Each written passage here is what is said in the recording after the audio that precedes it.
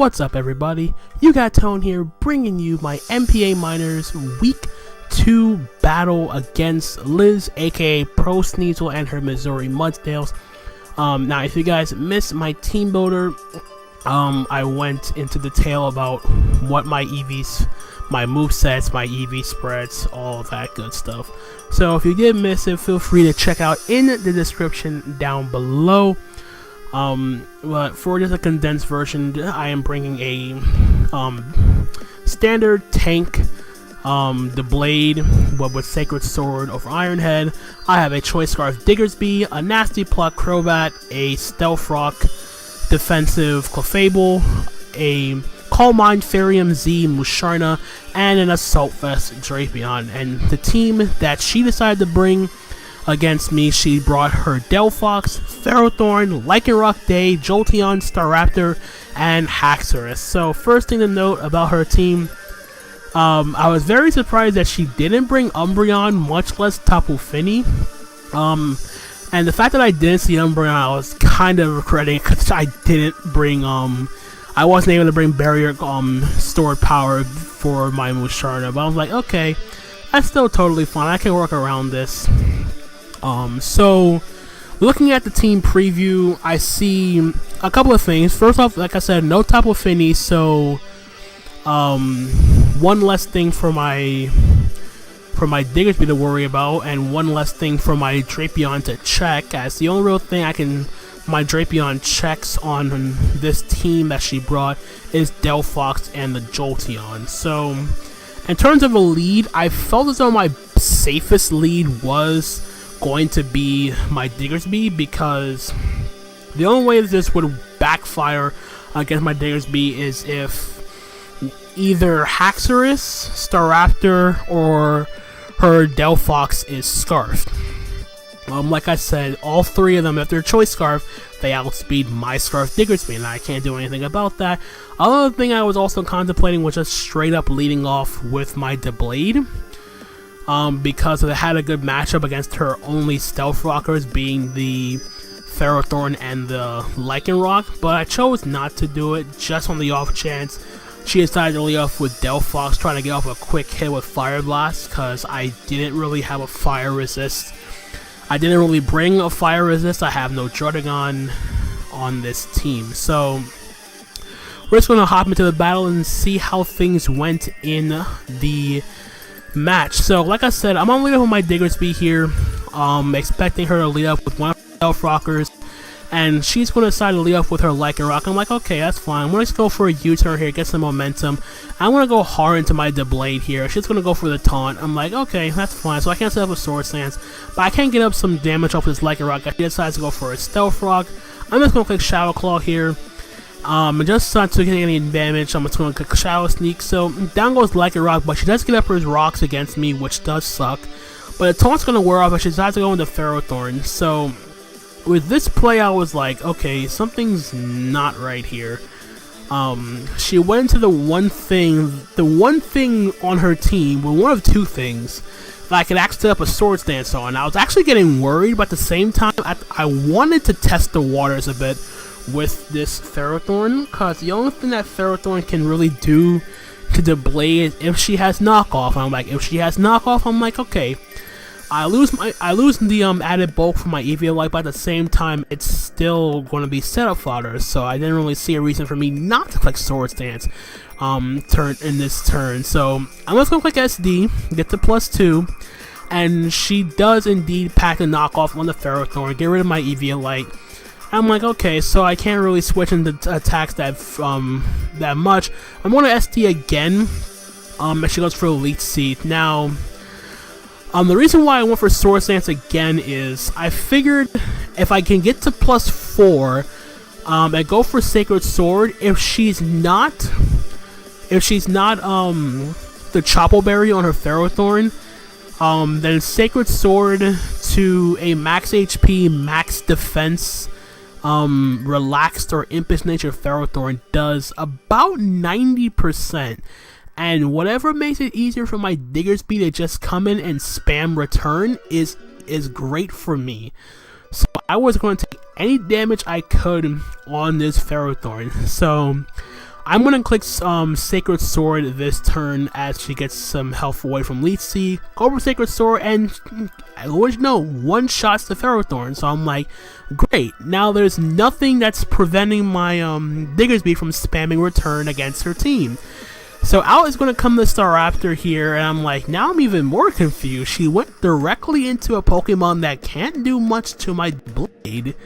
But at the same time, I'm not gonna get too cheeky and try to go for a Swords Dance again here, because it reveals she's Intimidate, and that caught me a bit off guard that she wasn't reckless first and foremost. But considering the physical nature of my team, Intimidate does make sense considering I have a Mega Gallade, a Diggersby, Drapion, etc. So she gets the Intimidate off. I'm now down to +3. I'm not going to try a Swords Dance here again because there's no reason for me not to click Sacred Sword here. Because even if this is a bluff to go into her only fighting resist left, which is Delphox, if she decides to stay in with Delphox the turn after, I can click Shadow Sneak and take it out. And if she decides to keep double back into Staraptor to get up another Intimidate, then I'm going to try to Swords Dance here again because Staraptor is not going to do much to my Dou-Blade, even though I no longer have my Eviolite. So I'm just going to go for Sacred Sword here. I get damage off on something. She's just going to go for the Brave Bird here. I don't know what that damage is, but I'm going to get off a huge amount of damage here with the Sacred Sword. So, at this point, I was like, okay, my Dou-Blade's been severely weakened. It's seated. I don't want to switch out because I'm at +3. I don't want to waste the boost. So I'm just going to play some Sacred Sword here again because I know Staraptor can't take out my Dou-Blade with Brave Bird from this range. She can't go for Double Edge. She can't go for close combat because I'm immune. She could go for a U-turn here. On the off chance she isn't like a Scarf set or a Bandit set. I still don't know what her item is. So she gets some health back from the Leech Seed recovery, and then she's going to make the switch out into a Delphox and I go for Sacred Sword one more time. So that's fine by me. I still go off a good chunk, and at the same time I'm not going to waste any time. I'm just going to Shadow Sneak here, take out the Delphox. Now, a part of me, this turn, I didn't actually want to click Shadow Sneak. I was actually going to click, I was very close to clicking Sacred Sword on the off chance she doubled back to Staraptor to try to intimidate my Dou-Blade because Dou-Blade was putting in a lot of work. It just picked up 3 kills against her team, and I'm like, so I had to think about it for a while. I eventually clicked Shadow Sneak because it was kind of a fallback option. Even if I lost the Blade on the double, I still had backups to deal with Staraptor. I still had Diggersby, I still had Clefable, and a full health Musharna, so it wasn't really the end of the world at this point. So down goes the Delphox, which is the other biggest threat to my team. And now she's going to go back into the Staraptor here. I'm now within range of a Brave Bird, so I'm just going to let my Dou-Blade drop here. Dou-Blade did more than enough in this battle. So down goes my Dou-Blade, which does suck because I just lost my main, one of my switch-ins to Haxorus, which is all well and good though, because I'm still in a very, very solid position of being it's 5-3 now. So now I'm going to go into my Diggersby here because I see this thing is Intimidate. It's not Reckless. So I'm like, okay, this thing is probably not Scarfed. Because I don't know I've never really seen anyone run Scarf Intimidate Staraptor. Whenever I see Staraptor, it's usually Reckless. So this threw me off. And as I'm going to click Return here, because she has no normal resist anymore, she's going to reveal she's Scarfed the whole time and she crits my Diggersby. And I'm like, oh no. Like, the one thing that actually was going to clean up the game just went down. I'm like, oh, that's so sad. The crit was unfortunate, but it wasn't the end of the world. At least I knew that the Staraptor was Scarfed first and foremost. So here I had to make a very, very difficult decision. I literally had 2 options here in this situation now that my Diggersby is gone. The first one was go out into my Musharna because I go into Musharna, she goes into Haxorus. I'm going to click my Z move 100% because I'm getting damage off on something. My other option was going into Clefable and just start spamming Moonblast to weaken Jolteon or the Haxorus. But Clefable was then quickly tossed because of the fact that I don't know if this Haxorus has Z Poison Jab yet, and she's now and she can send out for the first time and she's at full HP. I don't want to take that chance, so I threw that idea out the window and I went directly into my Musharna during this turn. So now I got a little bit worried, because here's a 50-50, not really a 50-50, it's more of, do I try to get damage? I want to get damage off on something, so I'm immediately thinking I gotta click my Z move here and hope she doesn't switch out to Jolteon, because Jolteon can live Twinkle Tackle from an uninvested Musharna, but Haxorus can't because it's weak to Fairy. So I'm like, please, whatever you do, don't set up a substitute or else I'm going to burn my Z move for no reason. Don't switch out to Jolteon. I really want to get off this Z Twinkle Tackle against this Haxorus. And wouldn't you know, she went for Dragon Dance, and then I'm going to blow this thing back with the Z Twinkle Tackle, and goodbye goes the Haxorus. Oh man, the animation is so hilarious. But anyway, down goes the Haxorus. Now her last Pokemon is the Jolteon, and I'm like, okay, all I need now is damage on this Jolteon, because essentially speaking, my Drapion should just come in and win. At the same time, I don't want to get too greedy. I was initially going to click Calm Mind here just to lessen the damage I take from Thunderbolts and whatnot. But I felt as though just getting off damage was the correct play in this situation. So I'm going to click Psyshock here, as she's going to go for the Shadow Ball here and do 43%.